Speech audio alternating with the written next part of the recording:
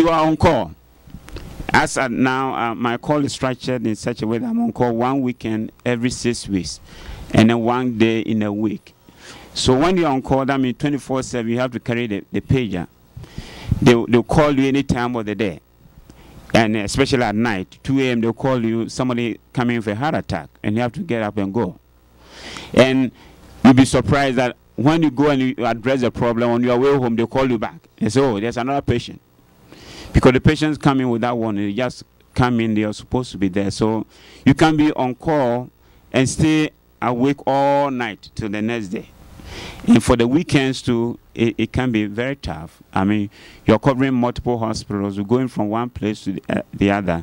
The patients come in around the clock.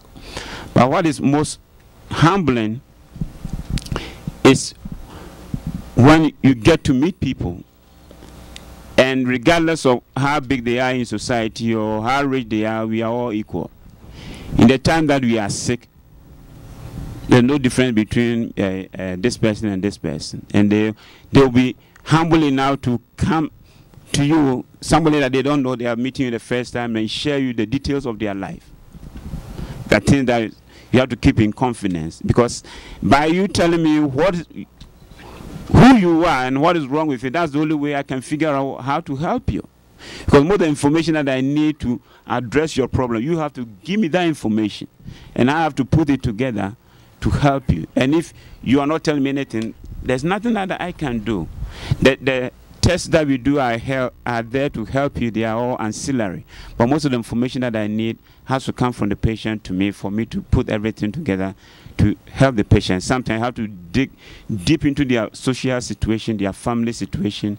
Some diseases run in families. So as you talk to them, they'll say, oh, my great-grandfather had this. Then you just spark a light in your mind. Oh, then you go deep into that family history, and as you extract the information, then you're able to put the pieces together. It's like a jigsaw puzzle, and figure out what is wrong with the patient. And there can be challenges that you be thrust into a situation where you don't know what to do. You have to pray to God for guidance and leading. One particular case to finish that I had, it was about 6 years ago. I was doing a stress test on a patient in the office. See, in the office, you see the patient and decide who is okay to go home and come the next time. If somebody needs to go to the hospital, you call your partner in the hospital and you send the patient to the hospital. But this patient came in, I had not met the patient before, to do a stress test. They put the patient on the treadmill. The patient exercised, and then was a young lady in her early 40s. And as you exercise on the treadmill, your heart rate will go up, and then you stop and it comes down. Immediately she stopped exercising. 1 minute after she stopped exercising, the heart stopped completely. Wow. And I just prayed, and I jumped on the patient. I had to do CPR. And I said, give me this medication. The patient was sweating.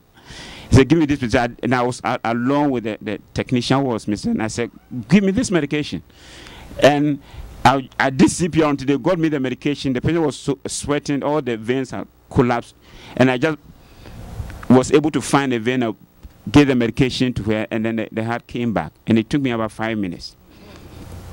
Then eventually we had to give the patient a pacemaker. But thank God, the lady came back. She never lost, one bit of her brain function.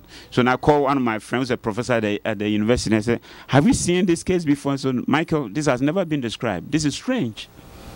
This has never been described in the medical literature, that somebody heart rate should stop suddenly, after stress test. But this is not something that I asked for. It just came, and I had to be there to deal with it.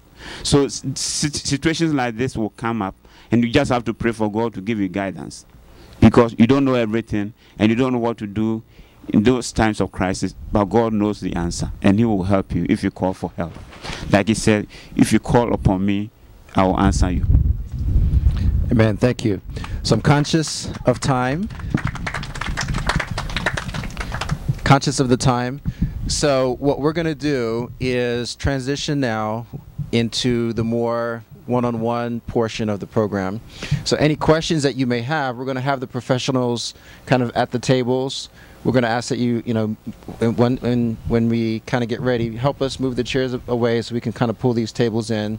The professionals will be around. Those who are interested in lawyers, Dwayne, you can find your lawyer and you can ask some more questions. Those who are interested in the medical professionals and engineers, go find your professional, and also take an opportunity to learn about other professions that you may have an interest in. So they're here to answer questions. We do have refreshments. However, I'm hesitant to say go now because you may not make it back